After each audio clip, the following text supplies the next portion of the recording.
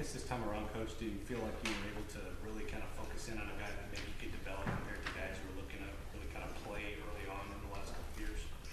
Oh, I mean, shoot, yes. That's obviously a good question, but at the same time, it takes time to build something. It takes time to rebuild something, and obviously,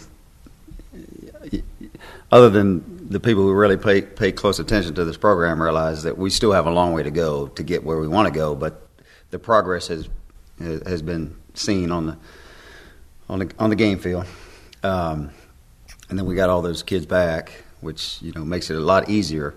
And I said it this morning during an interview. It makes it easier knowing your job for the spring and two-a-days and all that. It makes it harder in recruiting because these kids nowadays are so spoiled that they want to hear they can start. They want to look at the depth chart.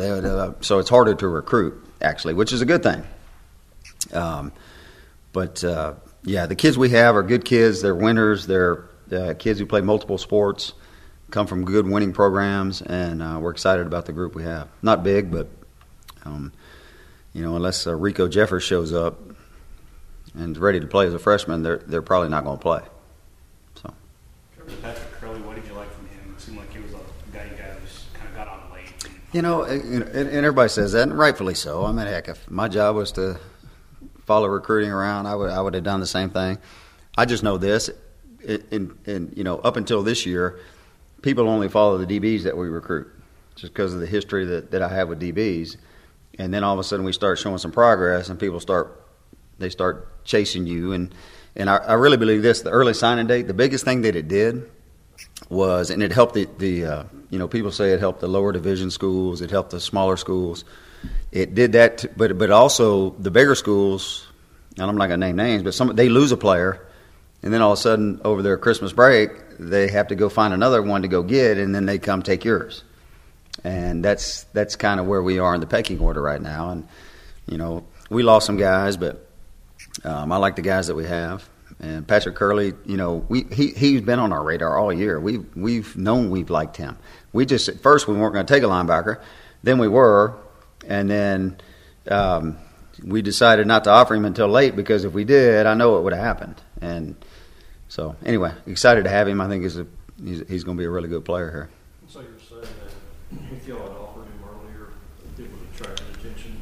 There's no question. Suppose he did well when you see him on film. Everything. He can run, he can hit, he can play inside linebacker, he can play outside linebacker. He starts on their basketball team, which their basketball team is pretty good. They won 43 straight games. That's a no-brainer. But again, of course, I could say whatever I wanted right now, and it wouldn't matter. Excited to have him. He's very athletic, and granted. Coach, wouldn't you rather lose a kid before you had him than get a kid here and have him transfer out, and almost rather have a guy that has the passion to be here more than anybody else? Isn't that the kind of player you want? There's no doubt, and that's the thing that goes back to Spike Dykes and Texas Tech and being out here in Lubbock. You really got to have the right kid to come out here. That wants to be here, but at the same time, that's also an excuse, which I get. I get both sides of it. You know what? It really doesn't matter. We're going to beat them with the players they don't want and the players we want. So, the process is going forward, and we got good enough players to compete against everybody we play against, and I would suspect that will continue to happen. What's your analysis of Xavier Benson? Good player, can play inside, outside, very athletic. Saw him run around, shoot last spring. I think the kid's athletic enough he could play defensive back, linebacker, or outside linebacker, rush kind of guy. Tough kid, good basketball player, loves football. He's a winner. They won a state championship. Playmaker. He's going to get big. I've seen his daddy. He's going to get plenty big. How much would you like him to play at? I really don't care as long as he can run and hit and tackle and I'm gonna wait till he gets here with Dana and our nutrition program, let them, work back and forth with them and see how big he can get and still run as fast as he can. That kid can run. I'm surprised he wasn't more highly recruited than he was, personally. How surprising is it to get a DT like Jalen Hutchins, who was, he's an all-district running back, too? Because he's 6 foot, he's not 6'3", which is what the superpowers want him. And kid ran for 700 yards as a junior. He ran sprints this morning with our team, and he outran everybody, every defensive, offensive lineman. The kid's a power lifter, and he actually got hurt playing basketball. So we're fired up. I really believe if he would have played his senior year, it would have been hard for us to get him. And excited about that. Good kid, too. He's smart, loves football, good family. There's no mistake there. What's your projection on John Scott in terms of kind of where he plays and what he does well? He averages 28 points a game in basketball. Very athletic, raw. Comes from a program that's. I'm not going to disrespect him, but he's got a lot of improvement to make. He knows it, but very excited about him. And again, Hitchcock is a place where, for those of you who don't know Houston very well, you got to go find Hitchcock. It's not one of those spots that you are going to go eat at Papado's or Papacitos at. But the kid is athletic. He can play anywhere on the defensive line. How did you feel about, signing for that number? Was it about where you wanted it? Was you a couple short? Just kind of what was that number for you? Of course, you want me to say it was short. And, were we on some other guys? Yes. We were on some good players, and we didn't get them. And that's okay. We'll find some more good players that want to come be Red Raiders. And, again, there's a fine line with us right now because, still – after this year, it won't be the case, but still choosing to play defense at Texas Tech right now is not very sexy. I get that. I'm okay with that. A year from now, we won't be having that discussion because you got to choose it, and then you got to realize that you're still going to have to go compete like you would at those other schools. It's going to happen. It's a matter of time, and we'll find some good players that come in here and help us. And again, they better be really good players anyway to come in here and play next year because our guys they're only going to get better. With you guys having redshirted 4 DBs, was that just a matter of just didn't feel like you needed to say bring me numbers there too? Yeah, there's no urgency. There were some guys that we would have taken, but they had to understand they probably weren't going to play. They look at the depth chart just like y'all do, and we redshirted 6 kids, and all 6 of them are going to play this year. Now, whether they start or play half a game or a quarter of the game doesn't matter. They're good players that didn't even play last year. So, the competition it'll be fierce, and which is only going to make us better. And hopefully we'll make the next step. So, in a perfect world, toward the end of the season, say in November, around the time the season ended, how many defensive players did you think that you would wind up signing? Just a few more than 4. What was the number? Wait, what do you want me to say, Don? You want me to say 8? You want me to say 12? I'll say it. I'll say whatever you want. You know what? Honestly, going into shoot after the bowl game, and we didn't finish the bowl game. We gave up 2 long passes and lost the bowl game. So after that, if we could have signed 5 or 6, I'd have been happy. I'm happy with the 4 guys we got. It to me, and again, this is old school coaching BS, but it's about the guys that you get. It ain't about the guys that you don't get. So the 4 we signed are going to be good freaking Red Raiders. They're going to be good players. They're going to love being here. They're going to go to school. They're not going to get in trouble. They're going to take care of business.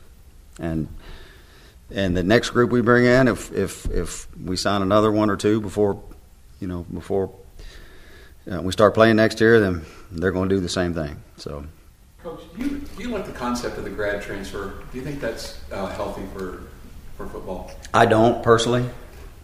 It's just there's too many loopholes in the system. Now, to me, it's great for the kid because obviously, if you go get your degree, then you should be able to choose. The problem with it is until they actually come on your campus, until they actually step on your campus and start school, they're not yours. So all these grad transfers who say they're committed here and going here and doing this and that means absolutely nothing because the other 27 other schools in the country are still trying to get them. and they will continue to try to get them until they actually step foot on your campus.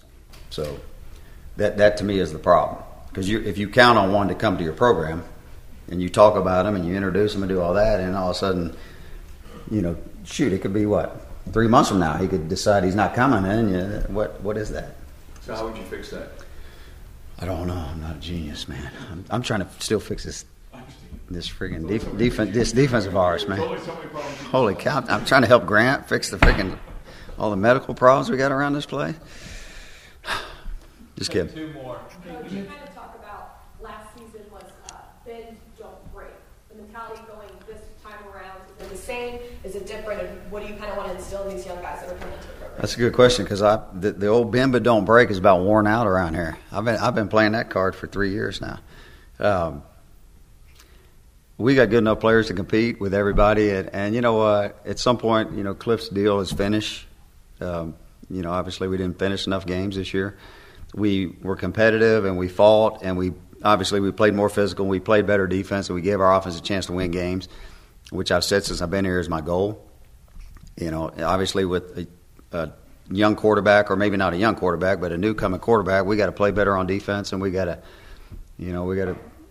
somehow find a way to win games, that aren't high-scoring games. So, but excited about the kids. The culture here has changed. Y'all have seen it. The players believe in what we're doing, and they're all back. And I said this morning, not just the starters are back, but the backups are back. So the kids who practiced for the last 1, 2, 3 years, however long they've been here, they can go in a game and function now, where that has never been the case. And then you also have the 6 red shirts coming from behind them. So, that creates the competition, which in my mind is what makes good football teams. So, which one of those red shirts did the best or impressed you the most? It's coming furthest since they got in on campus. Shoot. I don't know when that. Both D linemen are really good players.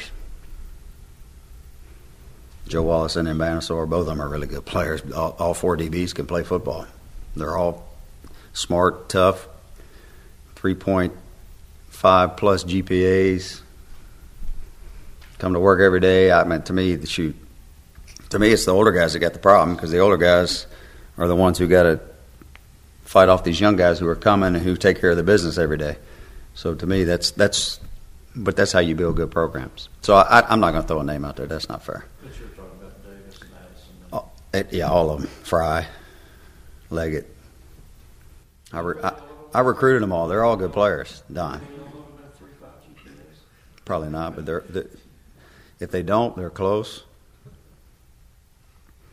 Thanks, Coach. We got one more. What did Jennings and Dewhurst, what do they bring to the staff? A Red Raider and an old veteran coach. I traded 2 for 1, man. I got a steal. That's like bargain shopping. No, good people, hardworking guys. That you got one guy who's coached all over the state of Texas and can recruit, and you got one young guy who knows exactly what I want day in and day out and knows how to work, and we'll be just fine.